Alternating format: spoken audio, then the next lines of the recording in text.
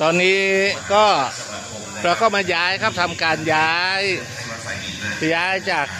น่าจะเป็นที่เพาะชำที่เก็บก้าต้นไม้ก็ย้ายก่อนย้ายเอามาไว้ตรงนี้นะครับ เพื่อว่าอะไรก็เพื่อว่าเราจะได้ฉีดน้ำตรงนี้ให้มันใสสะอาดเพพารักที่รักษาต้นมะขามก็จะได้ชื่นอกชื่นใจ แล้วก็มอบความโชคดีให้กับผู้ที่มาช่วยงานวันนี้นะครับ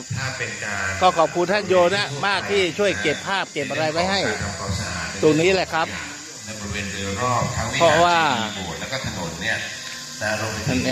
ห้องน้ำโรงครัวกลุ่มนานละที่เราไม่ได้ล้างกลุ่มชุมชนเนื่องในโอกาสที่เราจะส่งน้ำชาวบ้านฝ่ายหิน